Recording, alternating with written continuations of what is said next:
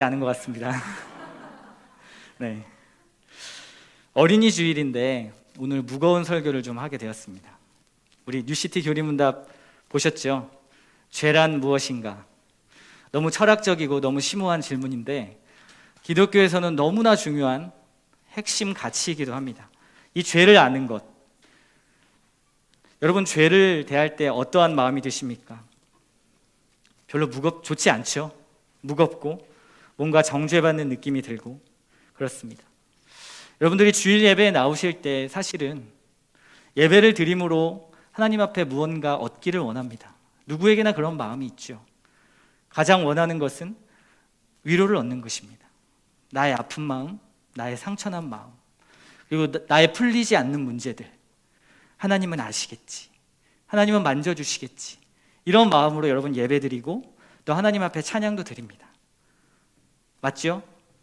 그런데 성경에서는, 그리고 오늘 말씀에서는 너희가 위로를 얻는 것, 그 위로를 얻는 것 이전에 죄가 무엇인지 알아야 된다라고 말씀합니다.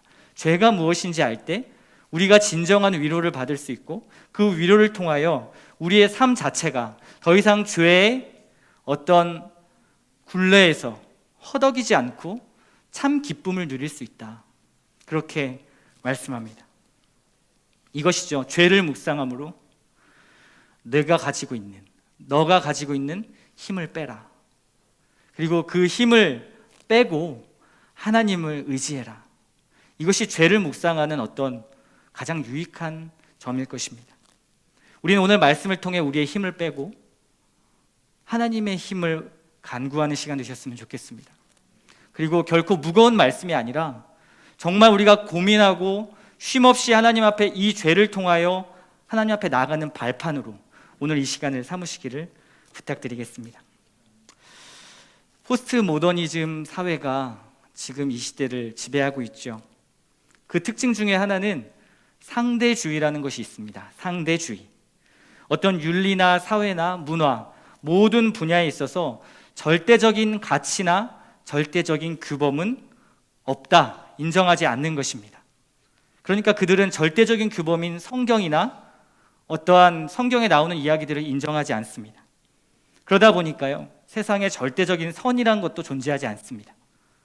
상대주의인 것이죠. 누구에게나 자기가 갖는 기준이 법이고 그것이 절대적인 가치입니다. 그래서 사람들은 성경이라는 절대적인 선에 의해서 죄를 규정받는 것을 매우 싫어합니다. 심지어 우리가 예수 그리스도를 믿는다고 하지만 우리조차도 죄를 지적받는 것을 싫어하지요. 그래서 설교 강단에서 죄를 지적하는 설교는 별로 인기가 없습니다. 그 인기 없는 시간에 목사님이 배치를 절을 하셔가지고 제가 말씀을 전하게 됐습니다. 사람들은 자신이 죄를 짓지도 않았다고 규정을 하고요, 죄책도 없다고 말하고요, 그리스도도 필요 없다고 말합니다. 정말 그럴까요? 성경은 뭐라고 말할까요? 담쟁이 학교에 교리문답 강좌가 있습니다. 지금 그 강좌 시간에 지금 진도의 순서가 이제 타락에 관련된, 원죄에 관련된 그러한 이야기들을 나누고 있습니다. 그런데 어떤 한 형제가 이런 고백을 했습니다. 정말 나를 체계적인 죄인으로 만드는 것 같다. 이 교리는 정말 나를 빠져나갈 수 없도록 체계적으로 죄인으로 만들고 있다. 어떻습니까? 성경은 분명히 여러분들을 아주 체계적으로 죄인을 만들고 있습니다. 우리가 인정하지 않는 것뿐이죠. 그런데요, 이 죄를 아는 만큼 복음의 은혜를 경험할 수 있다는 사실을 기억하십시오. 내가 얼마나 죄인인가를 알 때 우리는 그만큼보다 더 이상의 큰 복음의 은혜를 경험할 수 있습니다. 더 중요한 것은 뭐냐면요, 다른 사람의 죄를 아는 것이 아닙니다. 죄인이라는 것을 안다고 말할 때 내 아내의 죄를 아는 것이 아니고요, 내 가족의 죄를 아는 것, 내 회사 직장 동료의 죄를 아는 것이 아니라 내 죄, 나의 죄를 아는 것입니다. 그렇기 때문에 자기 자신이 결코 의로운 자가 아니고 죄인이라는 것을 인식하는 것이죠. 내가 다른 사람을 죄인이라고 말할 때 자기는 자동적으로 의인이 되는 것입니다. 그래서 그때 이 죄를 묵상할 때 진정 의롭게 되는 것이 얼마나 중요한가, 다시 말하면 의인이 되는 것이 얼마나 중요한가를 성경은 말하고 있고요. 우리를 의롭게 해주실 수 있는 분에 대해서 갈망하고 묵상하고 그리고 집중하는 것이 얼마나 중요한가를 말하고 있습니다. 오늘 그 죄의 모습들이 어떻게 나타나는지, 그리고 체계적으로 여러분들을 죄인을 제가 만들어 드리겠습니다. 성경 로마서의 말씀을 통해서 여러분이 얼마나 죄인인지를 보시고, 나는 정말 죄인이기에 아무것도 할 수 없는 존재인가, 정말 무력한 존재인가, 그럼 나는 어떻게 해야 될까, 그 말씀을 오늘 말씀을 통해 좀 나누고 싶습니다. 먼저 오늘 본문 1장 18절부터 32절을 뛰어넘어서요, 로마서 전체 단락을 살펴볼 필요가 있습니다. 먼저 로마서 1장 18절부터요, 오늘 우리가 읽은 본문이죠, 거기부터 3장 20절까지가 큰 한 덩어리입니다. 그리고 단락의 주된 내용이 뭐냐면, 모든 인간은 보편적으로 죄와 죄책을 가지고 있다. 오늘 우리가 읽은 18절부터 32절까지는요, 이방인들, 하나님을 모르는 자들에 대한 죄의 지적이고요. 그리고 2장으로 넘어가면 아주 율법으로 의로움에 가득 찼던 유대인들에 대한 지적이고요. 그리고 3장으로 넘어가면 전체 인류가 유대인, 헬라인, 믿는 자나 믿지 않는 자나 누구나 인간이라면 죄인이었다라는 것을 바울이 논증하고 있습니다. 그러므로 오늘 말씀은 우리 모두를 포함해서 누구나, 인간이면 누구나 해당되는 말씀입니다. 그리고 오늘 본문 18절 보십시오. 아주 핵심적인 단어가 나오는데요, 하나님의 진노라는 단어가 나옵니다. 하나님의 진노, 가슴으로 좀 잘 와닿으십니까? 하나님의 사랑 너무나 좋죠. 근데 하나님의 진노 하면 별로 이렇게 와닿지가 않습니다. 우리는 이 주제를 이해하기 위해서요, 먼저 16절과 17절의 말씀을 이해할 필요가 있습니다. 우리 다 같이 한번 16절, 17절 말씀 바로 앞에 있죠? 읽어보겠습니다. 내가 복음을 부끄러워하지 아니하노니 이 복음은 모든 믿는 자에게 구원을 주시는 하나님의 능력이 됨이라. 먼저는 유대인에게요, 그리고 헬라인에게로다. 복음에는 하나님의 의가 나타나서 믿음으로 믿음에 이르게 하나니 기록된 바 오직 의인은 믿음으로 말미암아 살리라 함과 같으니라. 아멘. 16절과 17절의 의미를 한 문장으로 요약하면 이것입니다. 죄인들을 의롭다 하시는 하나님의 방법은 바로 복음이다. 복음만이 우리를 의인으로 만든다. 로마서 전체의 주제이기도 합니다. 질문해 봅시다. 왜 죄인은 의롭다 함을 받는 것이 중요할까요? 복음이 왜 필요할까요? 여러분에게 복음이 왜 필요합니까? 그리고 그 복음이 필요하시다면 그 복음이 여러분들의 삶에 얼마나 많은 영향을 미치고 계십니까? 바울의 논증이 이것입니다. 복음을 필요로 하는 것, 의롭다 하는 것은 이것 때문에 필요한 것이다. 왜냐하면 하나님의 진노 때문이다. 하나님의 진노 때문에 우리가 의롭다함을 받아야 한다는 것입니다. 너희가 복음이 필요한 이유는 인생의 행복, 만족, 너희의 비전을 이루기 위해서 복음이 필요한 것이 아니라, 너희의 안전을 추구하기 위해서 복음이 필요한 것이 아니라 하나님의 진노 때문이다.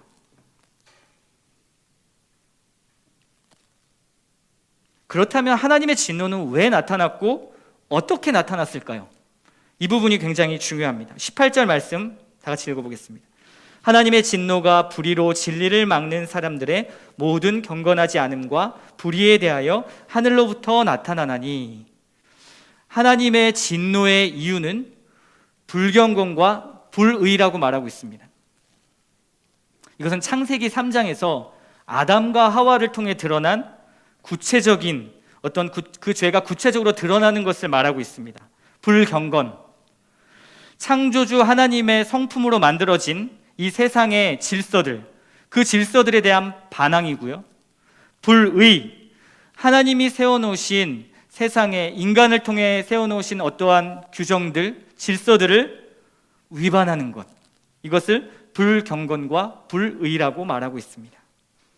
이것을 10계명으로도 표현을 할 수가 있는데요, 1계명부터 10계명까지 드러난 하나님의 사랑과 이웃사랑이 어그러졌다.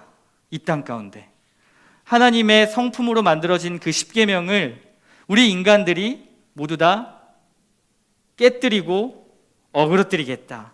그러므로 하나님께서 진노하셨다라고 말씀하고 있습니다. 하나님이 인간을 향하여 세우신 창조의 질서가 깨진 것입니다. 반역이 일어난 것입니다. 이것이 바로 죄입니다. 죄. 그래서 불경건이란 어떤 하나님 사랑의 관계를 깨뜨린 것, 불의라는 이웃사랑, 사람과 사람과의 관계를 깨뜨린 것, 이 두 가지를 모두 창조의 질서에서 깨져버렸다 라고 말하는 것이 죄입니다. 우리는 이 사실에 대해 질문을 제기할 수가 있습니다. 그렇다면 하나님에 대해서 한 번도 들어본 적이 없는 사람, 하나님을 모르는 사람은 그 사람 가지고 죄인이라고 말하고 그 사람이 구원을 받을 수 없다고 말하는 것은 너무나 억울한 일 아닙니까? 그래서 구원받지 못하면 그 책임은 누구에게 있습니까? 라는 질문을 할 수 있겠죠. 하나님을 모르고 창조 질서를 깰 수 있었을 테니까요. 그런데 그것에 대한 대답을 사도 바울은 19절과 20절에 말씀하고 있습니다. 이는 하나님을 알만한 것이 그들 속에 보임이라. 하나님께서 이를 그들에게 보이셨느니라. 창세로부터 그의 보이지 아니하는 것들, 곧 그의 영원하신 능력과 신성이 그가 만드신 만물에 분명히 보여 알려졌나니 그러므로 그들이 핑계하지 못할지니라. 성경은 분명히 하나님의 성품과 신성, 그것으로 만들어진 온 땅, 모든 만물, 피조물에 객관적으로요, 하나님을 알만한 것들을 보이시고 나타내셨다라고 말씀합니다. 하늘의 달과 별을 보십시오. 광활한 우주를 보십시오. 생명이 태어나는 신비, 그리고 인체의 구조에 대한 신비, 그랜드 캐니언의 광활한 그 자연을 여러분 한번 보십시오. 그 앞에서 우리는 겸허해질 수밖에 없습니다. 하나님이 만드신 이 자연의 위대함 앞에서는 우리는 절대적인 존재를 인정할 수밖에 없습니다. 하나님은 자신의 성품을 자연 안에 이렇게 녹아내셨습니다. 렘브란트의 작품, 그 작품을 보고 있는 사람을 한번 생각해 보십시오. 그리고 여러분이 보고 있다고 한번 생각을 해 보십시오. 그는 작품을 보는 동시에 누구를 볼까요? 렘브란트를 봅니다. 예술가는 그의 작품 속에 자기를 녹아내죠. 자기를 그리고 자기를 만듭니다. 그 안에 자기의 영혼을 넣지요. 마찬가지입니다. 하나님도 온 만물을 지으실 때 하나님을 알 수 있도록 계시하셨습니다.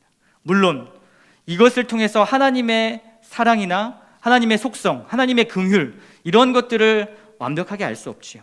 다만 절대자가 있는 것 정도, 세상에 신이 있구나, 하나님이란 존재가 있구나라는 사실은 인간이 알 수 있는 것입니다. 바울은 지금 그것을 이야기하는 거죠. 그래서 인간은 역사 가운데 수많은 종교와 수많은 신을 만들어냈습니다. 심지어 인간을 숭배하기도 했지요. 그래서 성경은 세상을 통해 도대체 하나님이 어디 보여줬습니까? 라고 말하는 그 사람의 그 마음 자체가 이미 영적으로 가리워져서 죄 때문에 볼 수 없는 것이다. 죄로 인해 어두워진 상태이다. 이미 그렇기 때문에 그런 질문을 하는 것이다 라고 말하고 있습니다. 우리 지금 무엇에 대해서 나누고 있습니까? 하나님의 진노에 대해서 나누고 있습니다. 인간이 불경건과 불의라는 어떤 이 창조 질서를 깨뜨린 것 때문이고, 그 하나님의 진노는 하나님을 알만한 것들이 충분히 보여졌음에도 불구하고 하나님을 영화롭게 하지도 않고 감사하지도 않고 자기들 멋대로 살았다라고 말하는 것이 하나님의 진노의 이유였습니다. 자, 그렇다면 이 하나님께서는 자신의 진노 어떻게 나타내실까요? 진노의 결과는 어떻게 나타난다고 말씀합니까? 24절 말씀 한번 보십시오. 그러므로 하나님께서 그들을 마음의 정욕대로 더러움에 내버려 두사. 26절입니다. 이 때문에 하나님께서 그들을 부끄러운 욕심에 내버려 두셨으니 28절입니다. 또한 그들이 마음에 하나님 두기를 싫어하매 하나님께서 그들을 그 상실한 마음대로 내버려 두사. 하나님의 진노가 어떻게 나타납니까? 인간이 저지르고 있는 모습 그대로 내버려 두는 것입니다. 원하는 대로, 하고 싶은 대로, 인간이 가고자 하는 그 걸음대로 하나님께서 내버려 두시는 것이죠.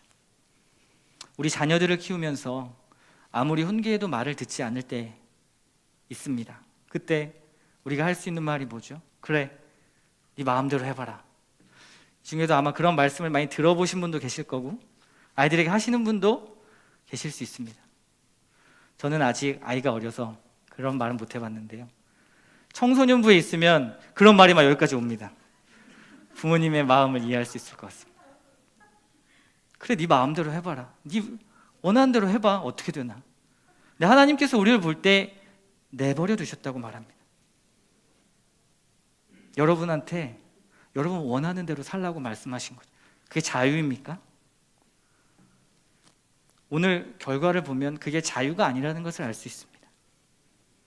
불경건과 불의에 대한 심판, 하나님께서 불로 심판하고 다 싹 쓸어버리고 그냥 지금 바로 거짓말하면 그 거짓말하는 사람 혀를 잘라버리고 이런 식으로 하나님께서 심판하시는 것이 아니라요, 그냥 너가 원하는 대로 해, 이게 심판이라고 말하고 있습니다. 우리는 나의 욕망을 위해서 원하는 것을 안 주는 하나님에 대해 어떻게 생각합니까? 원망하죠. 불평합니다. 하나님, 이것만 주시면 저 잘할 것 같은데, 이것만 해결해 주시면 정말 하나님 더 잘 섬길 것 같은데. 그런데 하나님께서는 그렇게 우리를 대하시지 않습니다. 그리고 우리의 욕망대로 내버려 두시고 그 결과가 얼마나 비참한지 우리 오늘 말씀을 통해서 확인하게 해주십니다. 그러면 그토록 인간이 원했던 것, 우리가 원했던 건 무엇일까요? 그것은 하나님과 인간의 이 수직적 관계, 이 관계의 창조 질서를 깨뜨리는 일이었습니다. 25절 말씀 한번 보십시오. 이는 그들이 하나님의 진리를 거짓 것으로 바꾸어 피조물을 조물주보다 더 경배하고 섬김이라. 창조 질서를 깨뜨리는 일이 무엇이었습니까? 창조주를 경배하지 않는 것이라고 말하고 있습니다.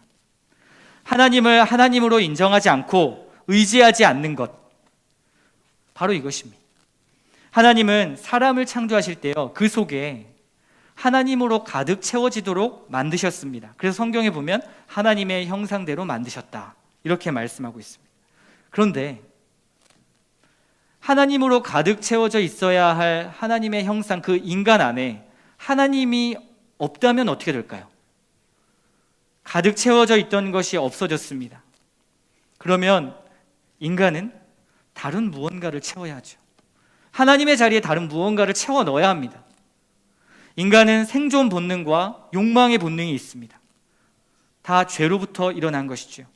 채워지지 않으면 죽는다고 생각하는 것입니다. 살아야죠. 생명을 유지시키는 그 하나님의 자리, 진정한 생명, 하나님과의 관계 속에서 일어나는 그 생명을 유지시키는 그 자리에 하나님으로 채워진다면 하나님께서 만나와 메추라기로 그 생명을 연장하시고 또 하나님의 복된 영생을 허락하셔서 인도하실 것입니다. 그러나 다른 것으로 채워진다면 어떻게 되는 것이죠? 그 다른 것으로 채워진 것을 숭배할 수밖에 없습니다. 왜냐하면 계속해서 채워지지 않는 갈급함 때문에 그렇습니다. 하나님 외에 다른 것이 들어가면 하나님만큼 채워질 수가 없거든요. 계속해서 무언가를 갈망합니다. 여러분 안에 어떠한 갈급함이 있으십니까? 분명히 확인하셔야 됩니다. 무엇으로 나의 갈급한 마음을 채우려고 하십니까? 돈입니까? 자녀입니까? 주식과 비트코인입니까? 부동산 재테크와 어떠한 완벽한 미래의 계획입니까? 성취입니까?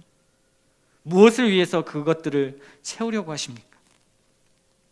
우리가 섬기는 것들은, 하나님 외에 다른 것 숭배하는 것들은 절대 우리에게 자유를 주지 못합니다. 오히려 그것의 노예로 만들고 오히려 그것의 종으로 만듭니다. 왜냐하면 채워지지 않기 때문에 언젠간 채워지겠지 하고 다른 수많은 것들을 그 안에 채워 넣는 것이죠. 하나님 외에는 아무리 채워도 아무리 애를 써도 채워지지 않고 얻을 수 없는 것입니다. 인간은요, 때로는 그 자리에 본인 스스로가 창조주의 자리, 그 자리에 올라가기도 합니다. 진화론이 그렇지요. 창조의 주체를 인간에게 부여하는 것입니다. 인간이 창조주가 되려는 시도이죠. 창세기 3장의 아담과 하와를 한번 보십시오. 하나님께서 그들에게 그들 자신과 하나님이 만드신 세상을 통치할 수 있는 완벽함을 허락하셨습니다. 그리고 그들도 완벽한 존재를 허락하셨죠. 부족할 것 없는 자들로 만드셨습니다. 그런데 어떻게 했습니까? 더 나은 존재가 되려고 시도했습니다. 창세기 3장 5절 말씀을 한번 보십시오. 거기 이렇게 말씀합니다. 너희가 그것을 먹는 날에는 너희 눈이 밝아져 하나님과 같이 되어 선악을 알 줄 하나님이 아심이니라. 이 모습이 어떤 모습입니까? 자신이 피조물이라는 사실을 인정하지 않고 창조주를 의존해야만 살 수 있다는 것을 인정하지 않는 것이죠. 자신이 스스로 창조주의 자리로 올라간 것입니다. 자기가 옳고 그른 것이 어떠한 선의 기준이 판단이 스스로가 되어서 선택할 수 있다고 생각하는 것입니다. 당연히 하나님의 말씀을 듣지 않겠죠. 질서를 파괴하고 창조의 질서를 파괴하고 하나님을 축소시키는 것입니다. 크신 하나님을 끌어내리는 것이고 자신이 그 자리에 올라가는 것이죠. 하지만 우리는 이 말씀에 의의를 제기할 수 있습니다. 저는요, 다만 제 인생을 위해서 열심히 살았을 뿐입니다. 하나님처럼 되려고 한 적은 없습니다. 여러분 신앙생활하면서 하나님처럼 되려고 하신 적 있으신가요? 있습니까? 난 하나님처럼 될 거야. 아마도 없으실 겁니다. 그럼에도 불구하고 하나님께서는 하나님처럼 되려고 했다고 말합니다. 성경은 창조된 피조물들을 인생의 목적으로 삼고 그리고 그것을 대신 하나님 대신 자리에 채워 넣어서 숭배하는 것, 아니 더 쉽게 이야기하면 하나님을 의지하지 않는 것, 하나님을 의존하지 않는 삶은 창조 질서를 깨는 것이다, 왕의 자리를 탐내는 반역이다 라고 말하는 것입니다. 그러니 우리는 하나님을 의존하지 않는다면 하나님처럼 되려고 한 것이죠. 무엇입니까? 자신을 높이고 하나님을 축소시키는 그런 인간의 반역입니다. 이렇게 하나님을 축소시킨 결과가 무엇일까요? 18절에 나타난 불의입니다. 이러한 수직적인 창조의 질서, 하나님과 인간의 관계가 깨어지고 나서 뒤에 이어지는 것은 수평적인 창조의 질서가 깨집니다. 인간과 인간 사이에 있는 질서가 깨지게 되는 것이죠. 하나님과의 내부적인 문제가 이제는 외부적으로 흘러갑니다. 드러나기 시작하는 것이죠. 하나님과 어그러졌기 때문에 사람과의 관계도 어그러지는 것입니다. 우리는 하나님이 비어진 그 자리에 무언가를 채우려 한다고 말씀드렸습니다. 그것을 채우기 위해서 우리는 어떠한 수단과 방법을 가리지 않는 것이죠. 겉으로는 신사이지만 그 욕망과 갈망을 채우기 위해서 다른 사람과의 관계를 다 어그러뜨립니다. 꺼려하지 않습니다. 나의 생명을 유지해야 하니까요. 그 만족을 위해서 창조의 질서를 끊임없이 깨는 것입니다. 남편과의 관계, 아내와의 관계, 자녀와의 관계, 그런 일을 깨뜨린 일을 마다하지 않죠. 그런데 26절과 27절을 보십시오. 그 결과가 나타납니다. 남자와 여자가 순리를 영리로 썼다. 수평적 관계, 창조 질서가 깨진 첫 번째 예를 동성애로 이야기하고 있습니다. 우리의 생명을 회복하고 싶어서, 어떠한 우리의 과도한 욕망을 채우고 싶어서 왜곡되고 그런 과도한 욕망이 잘못된 성적인 만족으로 채우려고 하는 것입니다. 동성애라는 것, 이것이 죄라는 것은 성경에 분명히 말하고 있습니다. 왜냐하면 순리를 영리로 바꿨기 때문입니다. 이것은 하나님께서 인간의 욕망대로 내버려 두신 하나님의 진노의 결과입니다. 너희를 원하는 대로 해 라고 말했을 때 나타난 결과이죠. 동성애를 죄라고 말하는 것과 동성애를 품는 문제는 약간 다릅니다. 현대사회에서 동성애에 대한 접근을 양극단으로 생각하는 경향이 많습니다. 한쪽 극단은 동성애는 죄가 아니다, 그것이 오히려 자연스러운 것이다 라고 말하는 극단이 있고요. 또 하나의 반대 극단은 동성애를, 그리고 동성애자들을 죄 중에서 가장 악질의 죄로 보는 것이죠. 그리고 마치 예수님의 복음도, 예수님의 십자가의 사건도 그들을 구원할 수 없는 것처럼 나쁜 죄인으로 만드는 것입니다. 그러나 성경은 말씀하기를 성적인 부도덕함은 모두 죄이다라고 말하고 있습니다. 그리고 성경은 예수님이 대신 죽으실 수 없는 죄인은 없다, 예수님의 복음이 효력이 없는 죄인들은 없다고 말씀하십니다. 그렇게 분명히 가르치고 있습니다. 그래서 오늘 우리가 주목할 것은 바울은 하나님의 자리에 다른 것을 채워넣는 우상숭배적인 죄는 모두 심각한 것이다 라는 걸 강조하는 것입니다. 동성애 하나만을 이야기하는 것이 아니라요, 동성애를 포함한 다른 죄들도 하나님의 자리에 다른 것을 채워넣는 것은 똑같은 죄이다. 말씀의 구조를 주목할 필요가 있습니다. 동성애를 이야기하고 나서 바로 바울은 다른 죄들을 열거합니다. 비참한 다른 죄들이죠. 29절부터 31절까지입니다. 다 같이 한번 읽어보겠습니다. 곧 모든 불의, 추악, 탐욕, 악의가 가득한 자요, 시기, 살인, 분쟁, 사기, 악독이 가득한 자요, 수근수근하는 자요, 비방하는 자요, 하나님께서 미워하시는 자요, 능욕하는 자요, 교만한 자요, 자랑하는 자요, 악을 도모하는 자요, 부모를 거역하는 자요, 우매한 자요, 배약하는 자요, 무정한 자요, 무자비한 자라. 십계명 후반부에 있는 내용들을 전부 다 어기는 죄들입니다. 그 죄의 목록들이죠. 십계명에 나타나 있는 함축된 죄들이 여기 지금 다 열거되어 있는 것입니다. 우리는 이것을 모두 세세하게 다룰 수는 없습니다. 하지만 분명한 것은 절대 선이신 그 하나님을 위배한 그러한 열매들이라는 사실은 알 수 있습니다. 사람들은 말합니다. 절대 선은 없다. 그러므로 이것을 판단할 기준도 없다. 하지만 그런 사람들이 실제로 자신에게 어떠한 부당한 대접을 받으면, 자신이 부당한 대접을 받으면 어떻게 합니까? 분노하지요. 공정하지 않다. 다른 사람이 나를 향해 수군거리고 비난하고 정당한 평가를 내리지 않을 때 어떠한 생각이 듭니까? 그것이 잘못되었고 나쁘다고 생각이 들지 않습니까? 나의 상처와 고통을 호소하지 않습니까? 그것을 판단하는 기준은 무엇일까요? 그때 정의를 찾게 되는 것이죠. 선의, 절대 선의 기준이 필요합니다. 그것이 하나님의 말씀입니다. 이것은 호흡하면서도 공기가 없다고 주장하는 그런 주장과 같습니다. 모순인 것이죠. 우리는 끊임없이 죄에 대하여 나타나는 고통의 결과들을 날마다 마주하고 떠안고 살아갑니다. 인간의 욕망에 따라 하나님이 내버려 두신 결과이죠. 그렇다고 우리가 하는 모든 일이 항상 죄에 물든 것은 아닙니다. 그러나 우리가 하는 일 가운데 죄로부터 완전히 자유한 것은 없습니다. 우리는 지금까지 창조 질서가 깨짐으로 나타나는 하나님과의 관계, 그리고 이웃과의 관계들을 살폈습니다. 수평적, 수직적, 이 창조의 질서가 모두 깨졌습니다. 그리고 하나님의 진노의 결과라는 것도 보았습니다. 근데 오스카 와일드라는 작가가 이런 말을 했습니다. 신들이 우리를 벌주고 싶을 때는 우리의 기도를 들어준다. 무슨 말씀인지 이해되십니까? 우리의 욕망대로 내버려 두는 것, 우리가 원하는 대로 내버려 두신다라는 말이죠.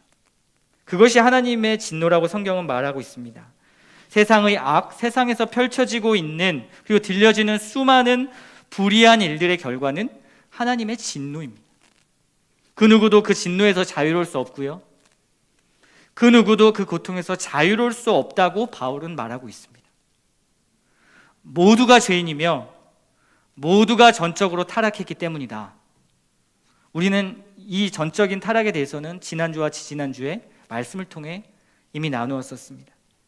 이 죄는 창조 질서를 훼손시키죠. 우리는 끊임없이 이 죄를 선택하고 하나님은 우리가 선택한 문으로 들어가도록 내버려 두십니다. 비참하죠. 죄를 벗어날 수 없습니다. 여러분 모두 이 굴레에서 벗어날 수 없습니다. 그렇다면 이 비참한 상태에서 우리가 회복할 수 있는 방법은 없을까요? 이것이 우리에겐 가장 결정적인 질문이 되지 않겠습니까? 저는 이 답을 오늘 본문의 사도 바울의 고백에서 한번 찾아보고 싶습니다. 25절 말씀입니다. 이는 그들이 하나님의 진리를 거짓 것으로 바꾸어 피조물을 조물주보다 더 경배하고 섬김이라. 주는 곧 영원히 찬송할 이시로다. 아멘. 사도 바울이 계속해서 지금 죄를 지적하다가요, 갑자기 뜬금없이 하나님을 찬송한다라고 이야기하고 있습니다. 바울의 의도가 무엇일까요? 죄 가운데 이 찬송을 한다는 의미가 무엇일까요? 바로 이것입니다. 창조주의 자리에 하나님을 두어라. 그리고 그 하나님을 경배하라. 피조물을 경배할 것이 아니라, 세상에 썩어질 것을 경배하는 것이 아니라 하나님을 경배하라. 찬송과 경배를 받으실 분은 하나님이시다. 진짜 영광의 대상은 하나님이시다 라고 바울은 말하는 것입니다. 쉽게 말하면 무엇입니까? 그 하나님을 의지하고 인정해라. 이것이 하나님을 영화롭게 하는 것이다. 이렇게 바울의 3장 20절까지요, 바울의 죄에 대한 긴 논증이 끝나면 바울은 하나님을 갈망하고 의지하는 것이 구체적으로 무엇인지를 언급합니다. 그것이 3장 23절의 말씀입니다. 다 같이 한번 읽어보겠습니다. 3장 23절입니다. 모든 사람이 죄를 범하였음에 하나님의 영광에 이르지 못하더니 그리스도 예수 안에 있는 속량으로 말미암아 하나님의 은혜로 값없이 의롭다 하심을 얻은 자 되었으니라. 이 예수를 하나님이 그의 피로써 믿음으로 말미암는 화목제물로 세우셨으니 이는 하나님께서 길이 참으시는 중에 전에 지은 죄를 간과하심으로 자기의 의로우심을 나타내려 하심이니 곧 이때 자기의 의로우심을 나타내사 자기도 의로우시며 또한 예수 믿는 자를 의롭다 하려 하심이라. 아멘. 제가 신대원을 다닐 때 신대원 교수님께서 하셨던 비유가 있습니다. 교수님의 어항에 물고기를 키우신다고 하더라고요. 그리고 그 물고기를 보면, 그리고 그 어항을 보면 굉장히 지저분한 일이라고 말했습니다. 왜 그럴까요? 아침 저녁으로 모이를 주어야 되고요, 물고기들이 그 모이를 먹고 그 어항에다가 똥을 쌉니다. 그러면 그 물은 어떻게 될까요? 더러워지겠죠. 물을 갈아주지 않으면 자기 똥이 떠다니는 그 물에서 헤엄치고 다닙니다. 생각해 보십시오. 우리가 수영장에서 수영을 하는데 거기서 볼일 다 보고 배설 다 하고 그리고 또 수영합니다. 생각만 해도 지저분하죠. 그런데 어항 안에 한쪽에다가 조그만 기계를 하나 설치했습니다. 이 기계는 두 가지 역할을 합니다. 물이 그 안으로 들어가면 필터가 있어서 오물을 걸러주는 역할을 하고요, 또 하나는 그게 나갈 때 그 필터를 향해서 나가는 공기방울, 그 공기방울을 내뿜어서 물 안의 산소를 더 많이 녹아들도록 하는 역할을 한다고 합니다. 만약 필터가 없게 된다면 어떻게 될까요? 그 물고기들은 물이 오염되어 가지고 아마 며칠 살지 못할 것입니다. 자신이 싼 똥을 먹고 죽는 것이죠.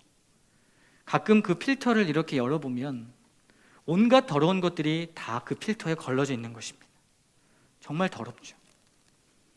그런데 이 필터와 같은 역할, 이 역할을 해주신 분이 바로 예수 그리스도입니다. 온갖 세상은 죄로 더러워졌죠. 살아가기 너무 고통스러운 곳으로 바뀌었습니다. 그 하나님의 진노로 내버려 두사 온갖 세상의 사람들은 악을 싸고 그 악으로 말미암아 우리는 고통받고 힘들어하는 삶을 살게 되었습니다. 왜 그렇습니까? 우리는 죄를 먹고 악을 싸기 때문에 그렇습니다. 그것으로 난잡한 어항과 같은 세상이 된 것이죠. 그런데 예수님께서 우리의 이 더러운 죄를 걸러주시고 필터가 다시 신선한 공기를 공급하듯이 우리가 살아갈 수 있도록 붙잡아 주시는 것입니다. 이 모든 우리의 죄의 희생양이 되어주신 것이죠. 믿으십니까? 우리 주님께서 이 땅에 오셔서요, 부정한 나병 환자를 만지셨습니다. 그런데 예수님이 부정해진 것이 아니라 나병 환자가 깨끗함을 입었습니다. 유출병이 있는 여인도요, 그 여인이 예수님의 옷자락을 만졌을 때 예수님이 더러워진 것이 아니라 그 여인이 깨끗함을 받았습니다. 세리와 죄인들과 식사하심으로 그들의 모든 오명을 예수님께서 대신 뒤집어 쓰시고 이 세리와 죄인들은 새 삶을 입었습니다. 창기를 만났을 때는 어땠습니까? 예수님이 그 창기에 유혹받으신 것이 아니라 창기를 하나님의 백성으로 만들어 주시지 않았습니까? 예수님 때문에, 그분의 속량 때문에 우리는 이 죄에서 자유함을 얻을 수 있습니다. 믿습니까? 우리의 본성이 아무리 불경건하고 불의하고 보잘것없고 무력하고 비참하다고 제가 말씀을 드렸지만 구원할 분이 계시다는 것입니다. 순리를 영리로 바꿔 쓰고 악독과 교만과 모든 더러운 죄를 짓고 하나님의 자리에 서서 내가 스스로 인생을 컨트롤하려 하고 다른 사람을 판단하고 나는 의롭다고 말하며 그러한 교만한 모습 가운데에서도 또 가진 것이 없고 건강하지 못하고 다른 사람보다 능력이 부족하고 인정받지 못하고 또 소외된 곳에서 드러나는 삶을 살지 못할지라도 하나님께서는 우리가 죄인임을 인정하고 예수님을 필요로 할 때 그때 다시 예수 그리스도를 통하여 우리를 회복시키신다라고 말씀하고 있습니다. 이분을 필요로 할 때 우리는 하나님의 진노에서 벗어날 수 있습니다. 이 복음을 믿으십니까? 우리의 죄가 얼마나 큰지 알 때, 하나님의 진노가 우리에게 얼마나 큰지 알 때 예수 그리스도께서 이루신 이 복음이 우리에게는 너무나 큰 은혜로 와닿는 것이죠. 여기에 감사하지 않을 수 없고요, 바울이 25절에 말씀한 것처럼 찬송하지 않을 수 없습니다. 복음을 떠나서는 모두 하나님의 진노 아래 있을 수밖에 없습니다. 여러분, 더 체계적인 죄인이 되십시오. 그리고 겸손함으로 절망하는 것이 아니라 예수 그리스도를 붙잡으십시오. 여러분의 주인이 누구인지 확인하십시오.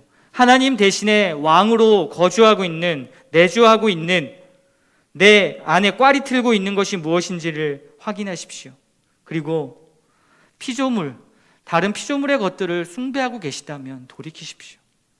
그리고 사도 바울처럼 이 죄 가운데 하나님을 찬송할 수 있는, 예수 그리스도를 나의 왕이라고 경배할 수 있는 진정한 하나님 나라의 백성으로 살게 해달라고.